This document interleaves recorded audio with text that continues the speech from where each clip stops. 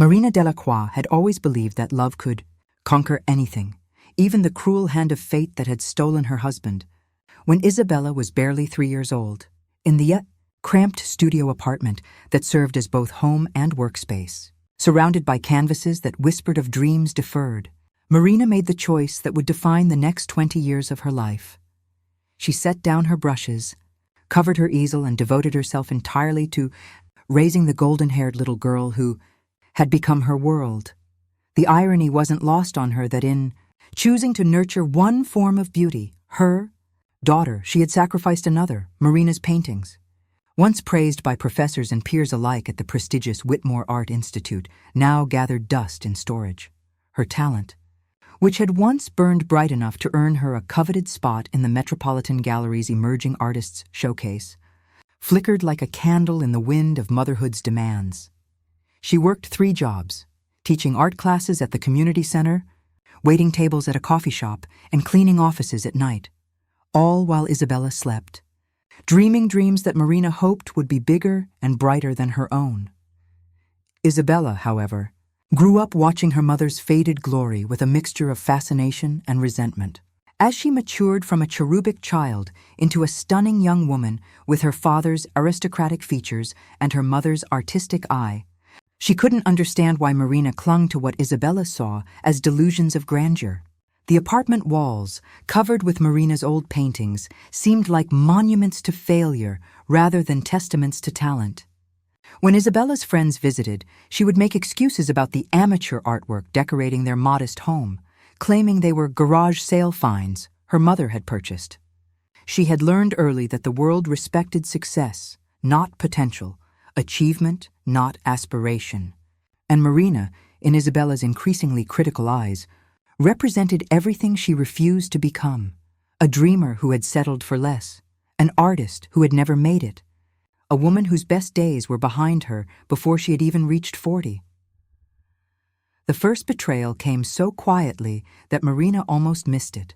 Isabella was 19, enrolled in art history at Columbia, on a scholarship Marina had worked double shifts to help supplement. One evening, while cleaning Isabella's room, Marina discovered a portfolio hidden beneath her daughter's bed. Her hands trembled as she opened it, recognizing immediately the familiar brushstrokes. The signature use of cerulean blue that had once been her trademark. The delicate interplay of light and shadow that she had perfected during her graduate studies. But these weren't copies or studies. They were her original works, pieces she had created during those precious late-night hours when Isabella slept, her way of keeping her artistic soul alive. Isabella had photographed the paintings, enhanced the images digitally, and submitted them as her own work to a prestigious student art competition. The accompanying artist statement, written in Isabella's flowing handwriting, spoke of finding her voice through bold experimentation with classical techniques and drawing inspiration from the masters while forging a contemporary path. Marina read each word with growing disbelief, watching her life's passion repackaged and rebranded under her daughter's name. The portfolio contained 12 pieces spanning 5 years of Marina's secret creative work, paintings she had never shown anyone, never displayed, never even signed properly, because she had no space in her life for such vanity. When Isabella returned home that night, flushed with excitement and clutching a certificate of merit, Marina confronted her with the evidence. Isabella didn't deny it. Instead, she looked at her mother with a mixture of pity and defiance that cut deeper than any lie could have. "What difference does it make?" Isabella demanded, her voice sharp with frustration. "You weren't doing anything with them. They were just sitting here, collecting dust like everything else in this place. At least now they're being seen, being appreciated." She gestured dismissively at the walls around them. "You had your chance, Mom. You chose to give it up. These paintings, they deserve better than to rot away in this apartment while you waste your life teaching finger painting to toddlers and wiping down tables." Marina stood there, speechless, as Isabella continued her cruel assessment. "I'm giving them the life you never could. I'm making them matter." The certificate in Isabella's hand seemed to mock Marina's decades of sacrifice, and for the first time, she began to understand that her daughter didn't see her as a devoted mother who had given up everything for love. She saw her as a cautionary tale, a weak woman who had chosen mediocrity over ambition. 3 years passed, and Isabella's theft evolved from opportunistic to systematic. She had graduated with honors, her stolen portfolio earning her admission to the prestigious Sotheby's Institute for Art History. Marina watched helplessly as her daughter built a reputation on foundations of deception. Each success, another knife twist in her already wounded heart. Isabella had become more brazen, no longer hiding her appropriation of Marina's work. She would walk through the apartment like a curator through a warehouse, selecting pieces with calculating eyes, photographing them with professional equipment she claimed to have borrowed from school. The breakthrough came when Isabella submitted what she called her Blue Period collection to the Venice Biennale Emerging Artists Showcase. Marina recognized every single piece. They were her paintings from the year after her husband's death. Raw expressions of grief and hope painted in the precious few hours when sorrow gave way to creative necessity. The collection caught the attention of Alexandre Dubois, one of Europe's most influential art curators, a man whose opinion could make or break careers. Isabella had flown to Venice for the exhibition opening, leaving Marina alone in their apartment with only the empty spaces on the walls as evidence of what had been stolen. Marina had tried to reclaim her work once, calling the gallery where Isabella's pieces were being shown. But without signatures, without documentation, without any proof of creation beyond her own word, she found herself dismissed as a delusional woman trying to steal credit from her successful daughter. The gallery director had been polite but firm.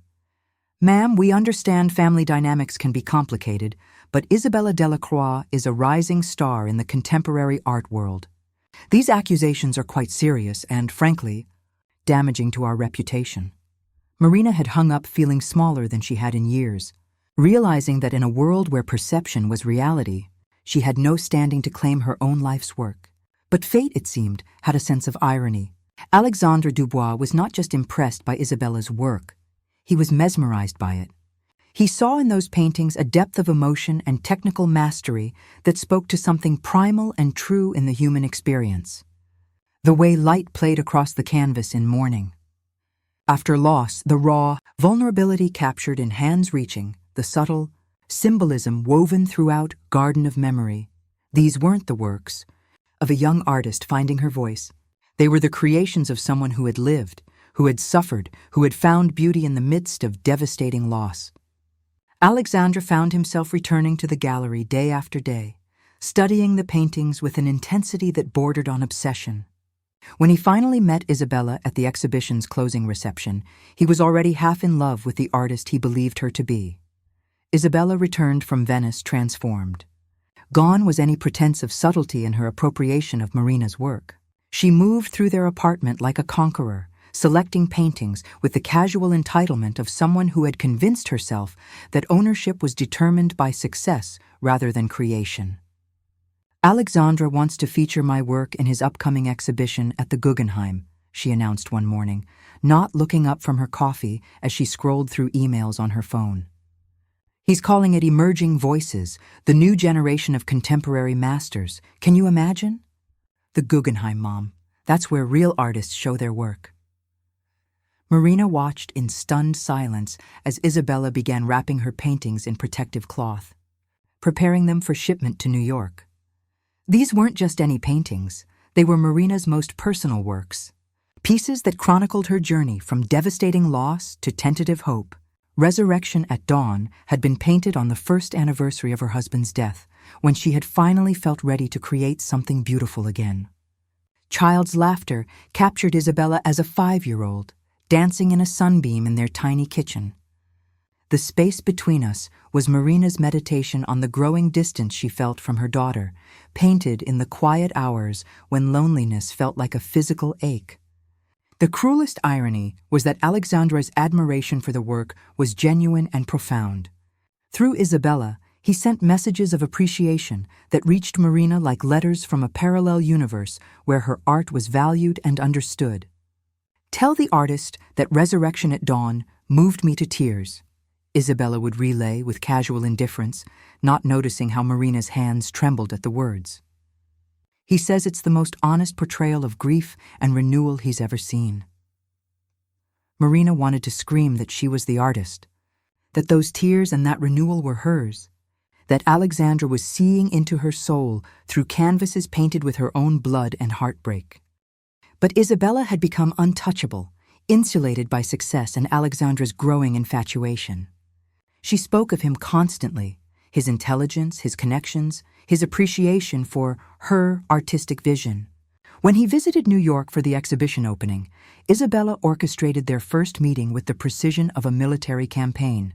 She rented a sophisticated apartment in Chelsea, hired a decorator to create the perfect artistic ambiance, and invited Marina to work as catering staff for the intimate dinner party, where Alexandra would finally meet the genius behind the paintings that had captivated him.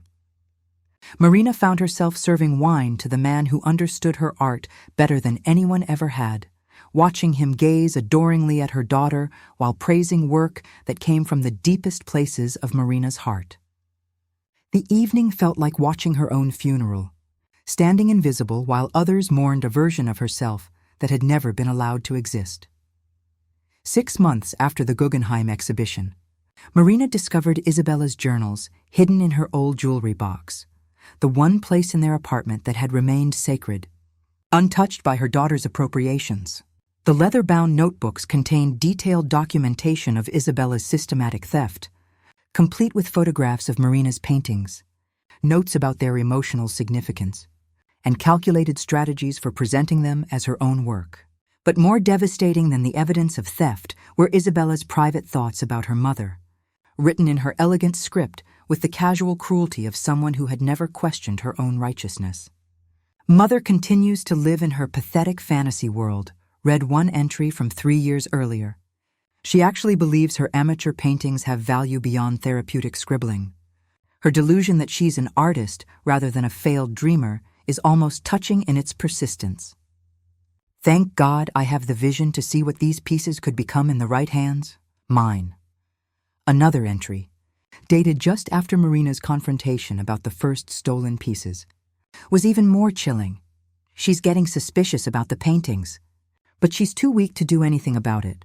23 years of playing the martyr have made her incapable of fighting for herself. She talks about sacrifice and love, but really she's just afraid of the world. She gave up because she couldn't handle competition. I'm not making the same mistake." The most recent entries revealed the depth of Isabella's manipulation and planning. She had been documenting Alexandra's responses to each painting, noting which emotional elements resonated most strongly with him, using his reactions to guide her future thefts. "Alexandra is completely captivated by the grief series," she had written. "He speaks of the authenticity of the pain, the maturity of the emotional processing. If only he knew it was painted by a woman who never got over losing her husband 20 years ago. Mother's pathetic inability to move on has finally proven useful." The entry continued with cold calculation. "I've been visiting Mother's storage unit while she's at work. The early pieces from her college years show real technical skill before she got soft and sentimental. They'll be perfect for my next phase, establishing my range as an artist who has grown from raw talent into emotional sophistication." But it was the final entry that stopped Marina's heart entirely. "Alexandra proposed tonight. I said yes, of course. He's everything I need, successful, connected, and so deeply in love with my artistic vision that he'd never question my genius. The wedding will be the perfect opportunity to display my complete collection, every piece Mother ever painted, presented as my life's work. I'm thinking of an artistic theme, something that celebrates my journey from emerging talent to established artist. Alexandra has offered to arrange everything through his gallery connections. It will be the social event of the season, and more importantly, it will be my final declaration of independence from Mother's mediocrity. After the wedding, I'll have no need to keep her around.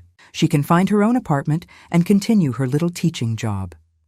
I'll be Mrs. Alexandre Dubois, celebrated artist and curator's wife. And she'll be what she always was, nobody important." The wedding invitation arrived on cream-colored cardstock so thick it felt like canvas beneath Marina's trembling fingers. "Isabella Delacroix and Alexandre Dubois request the honor of your presence at their artistic celebration of love," it read.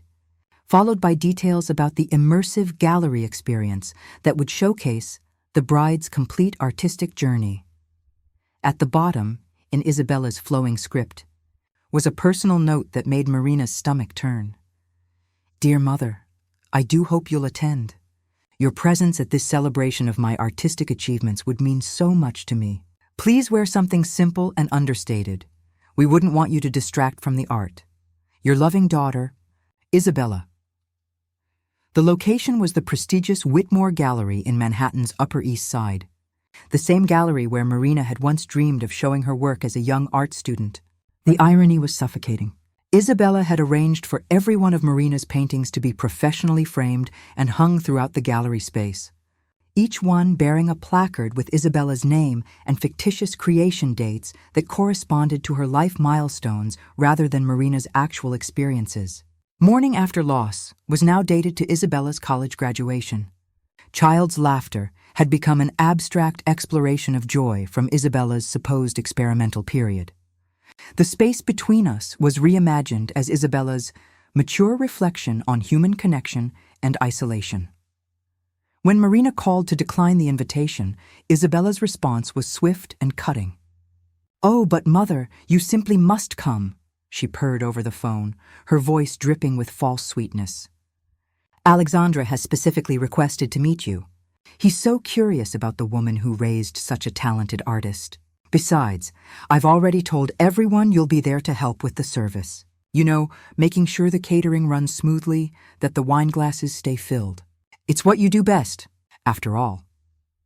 The message was clear. Marina would attend not as the mother of the bride, but as hired help, invisible and insignificant, while her life's work was celebrated in her daughter's name. Isabella's cruelty reached new heights in the weeks leading up to the wedding. She moved the rest of Marina's paintings from their storage unit, claiming she needed them for the retrospective display that would tell the story of her artistic evolution. She hired professional photographers to document each piece, creating a catalog that would serve as official provenance documentation for Isabella's body of work. She even went so far as to register several of the paintings with authentication services, using her academic credentials and Alexandra's reputation as collateral for her claims of authorship. The final insult came 3 days before the wedding, when Isabella presented Marina with her uniform for the event. A plain black dress with a white apron, the standard attire for catering staff. "I want everything to be perfect," Isabella explained, her eyes bright with anticipation. "Alexandra's colleagues from the Metropolitan Museum will be there, along with critics from ART News and Art Forum. This is my moment, Mother, and I won't have it ruined by any confusion about the art or its origins." She paused, studying Marina's face with cold satisfaction. "You understand, don't you? This is bigger than your little feelings. This is about my future, my career, my marriage to the most important curator in New York. You wouldn't want to do anything to jeopardize that, would you?" The threat hung in the air like smoke from an extinguished candle. Marina's silence purchased with the promise that any attempt to claim her work would be met with legal action and public humiliation, that would destroy what little remained of her dignity. That night, alone in her ransacked apartment with empty walls staring back at her like accusations, Marina made a decision that surprised even herself. She would not wear Isabella's uniform. She would not skulk in the shadows while her soul's work was paraded as her daughter's triumph. If this was to be her artistic funeral, she would attend it with dignity and tact, even if it meant confronting the full force of Isabella's wrath and Alexandra's unknowing complicity in her destruction. Marina spent her last savings on a simple but elegant navy dress, the same shade of blue she had once used to paint evening skies and deep waters, back when she believed her art might matter to someone besides herself. She styled her graying hair carefully, applied makeup with the precision she once reserved for her finest brushwork, and prepared to face the world that had forgotten she existed. But more importantly, she prepared to see Alexandra Dubois not as the enemy who had unknowingly stolen her daughter's heart through appreciation of stolen work, but as the one person in that room who would truly understand what her paintings meant, if only he knew their real origin. In the days leading up to the wedding, Marina had done something she hadn't attempted in over a decade. She had painted.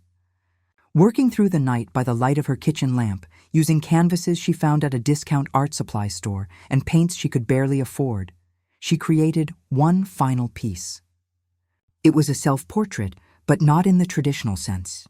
Instead, she painted her hands, weathered from years of work, stained with paint and marked by time, but still capable of creating beauty. Beneath the hands, she painted the ghost images of all her stolen works, translucent and fading, as if they were memories trying to surface. At the bottom, in her distinctive script that she had never taught Isabella to replicate, she signed her full name, Marina Delacroix, followed by the date and a simple inscription, "The Hands That Remember."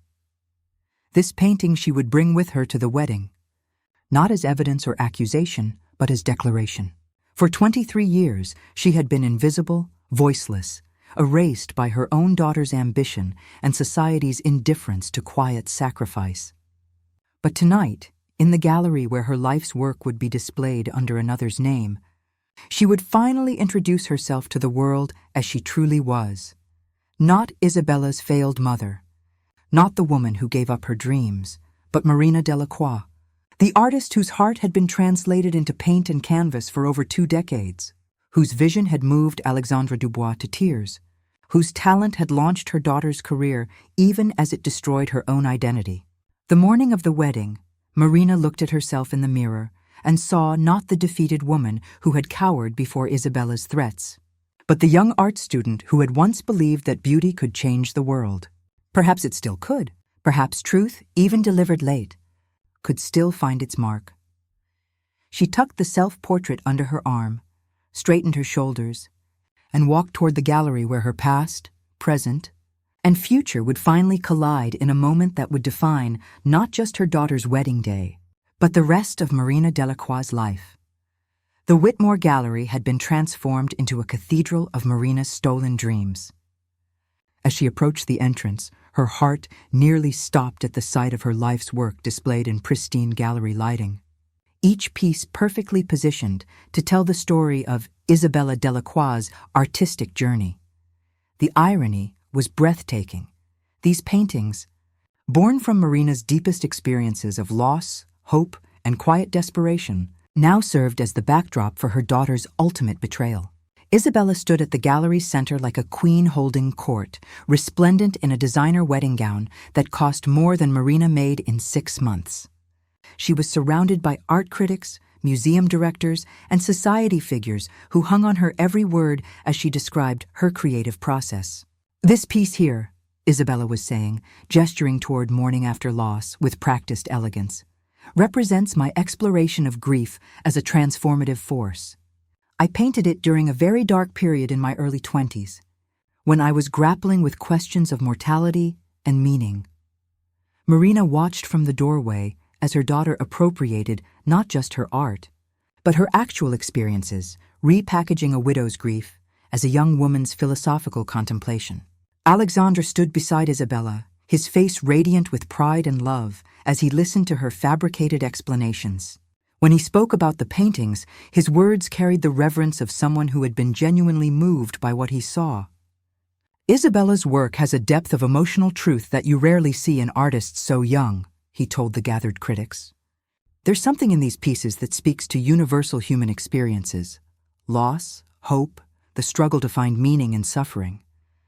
It's as if she's lived through decades of experience and distilled it into pure artistic expression." His praise was everything Marina had ever dreamed of hearing about her work, delivered with passionate conviction to celebrate the woman who had stolen it all. As Marina entered the gallery, Isabella's eyes found her immediately. A flash of annoyance crossed her daughter's face as she noticed Marina's navy dress instead of the prescribed uniform. "Excuse me," Isabella murmured to her audience, her smile never wavering even as her eyes burned with fury. She approached Marina with the graceful movement of a predator, her wedding dress rustling like paper around her feet. "Mother," she said, loud enough for several nearby guests to hear, "I'm so glad you could make it. Everyone, I'd like you to meet my mother, Marina. She's here to help with the service tonight." The introduction was perfectly calculated to establish Marina's subservient role while appearing gracious. But the humiliation had only begun. Isabella had prepared a multimedia presentation that would play throughout the evening, documenting her artistic evolution from her earliest college works to her most recent masterpieces. What Marina saw projected on the gallery's pristine white wall made her legs weak with horror.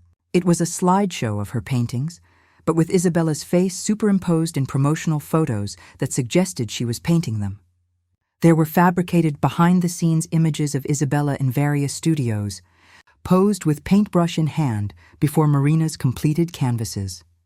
The narration, delivered in Isabella's cultured voice, described each piece's inspiration and creative breakthrough with the confidence of someone who had convinced herself that appropriation was equivalent to creation. "This was the moment I knew I had found my voice as an artist," Isabella's recorded voice explained as "Resurrection at Dawn" filled the screen, while Marina stood frozen, watching her most personal expression of healing attributed to her daughter's supposed artistic awakening. It was Alexandra who noticed it first. As the multimedia presentation continued its fabricated narrative of Isabella's artistic development, his trained curator's eye began to detect inconsistencies that nagged at his professional instincts. The brushwork in the earliest pieces showed a level of technical mastery that typically took decades to develop, yet they were supposedly painted by a college sophomore. The emotional sophistication in Child's Laughter revealed an understanding of maternal love that seemed impossible for someone who had never been a mother. Most troubling of all, the painting style showed no evolution, no growth or experimentation that would be expected from an artist developing over nearly a decade of supposed creative work. Alexandra found himself studying Marina from across the room, drawn by something familiar in her posture, the way she held her hands, the subtle tilt of her head as she observed the paintings.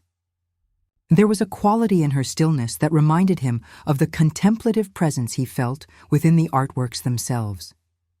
When she moved closer to examine the space between us, he watched her fingers unconsciously trace the air above the canvas, following brushstrokes with the intimate knowledge of their creator. It was such a small gesture, but to Alexandra's experienced eye, it revealed everything.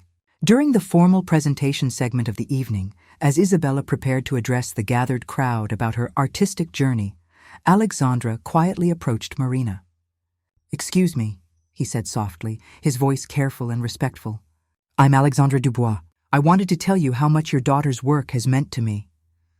Marina looked up at him with eyes that held such depth of sadness and recognition that he felt his breath catch. "The paintings," she said quietly, her voice barely audible above the crowd's chatter. "Do they speak to you?"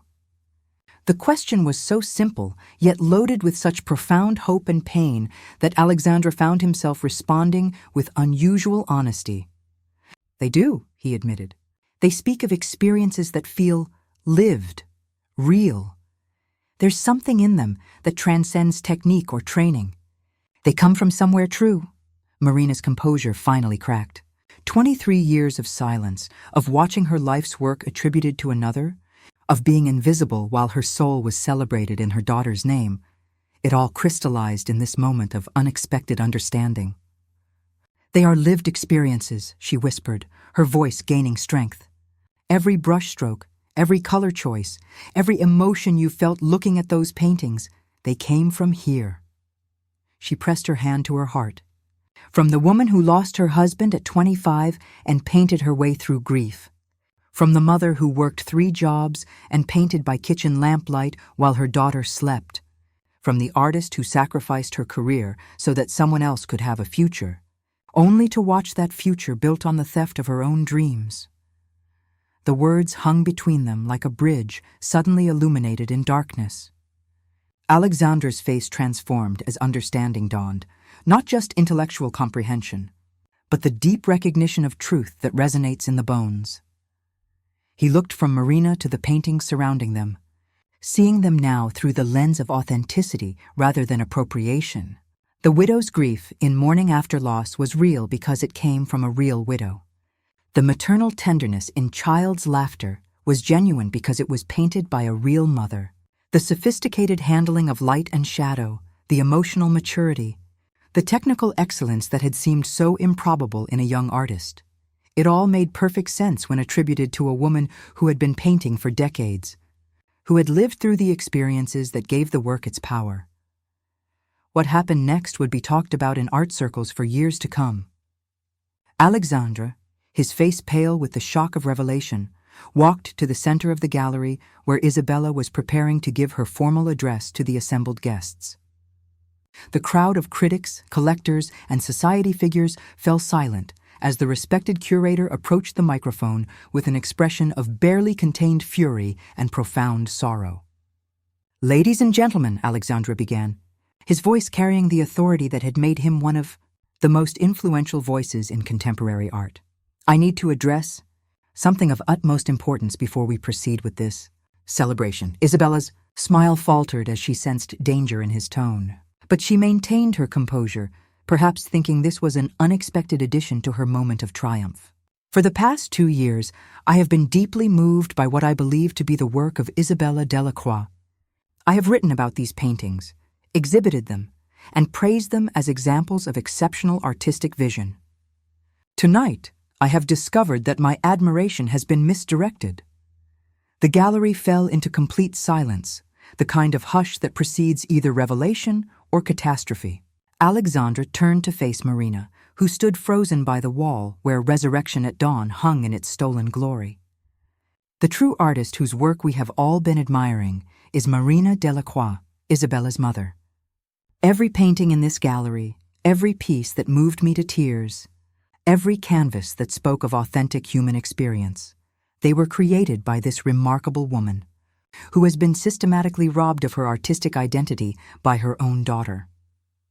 Isabella's face went through a rapid transformation from confusion to panic to desperate calculation. "Alexandre, what are you doing?" she hissed, grabbing his arm. "This is our wedding day. My mother is... she's not well. She has delusions about being an artist. I've tried to protect her from embarrassment, but sometimes she gets confused about..." "Stop." Alexandre's voice cut through her lies like a blade through silk. "I know what I see, Isabella. I know the difference between authentic artistic expression and elaborate fraud. Your mother just showed me this." He held up Marina's self-portrait, the hands that remember, which she had given him moments before. "These are the hands that created every painting in this room. The brushwork, the technique, the signature style that I thought was yours, it all belongs to her." The crowd began to murmur, sensing scandal brewing in their midst. Art critics pulled out their phones, recognizing that they were witnessing either the art world's most spectacular accusation or its most devastating revelation. Isabella looked around desperately, seeing her carefully constructed world beginning to crumble. "You don't understand," she pleaded, her voice rising with desperation. "I made those paintings matter. I gave them the platform they deserved.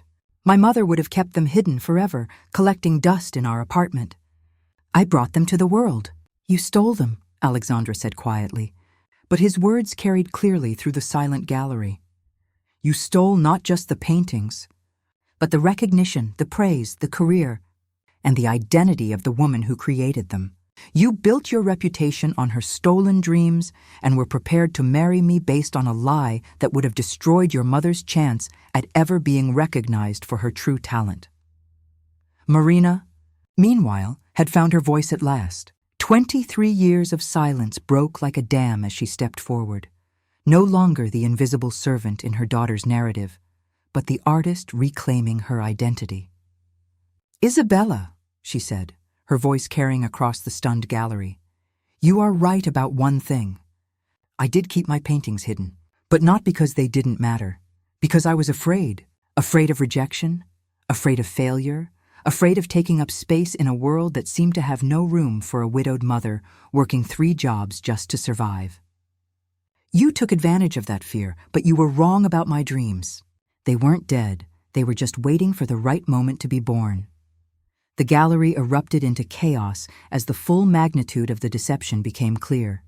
Critics who had praised Isabella's prodigious talent now understood why the work had seemed so mature, so emotionally sophisticated. Collectors who had invested in Isabella's emerging career realized they had been celebrating a fraud. And Alexandre, the man who had fallen in love with an artist's soul through her paintings, finally understood that he had been loving the right person all along. He had just been looking at the wrong face. In the aftermath of Alexandra's revelation, the Whitmore Gallery became the epicenter of the art world's most dramatic scandal in decades.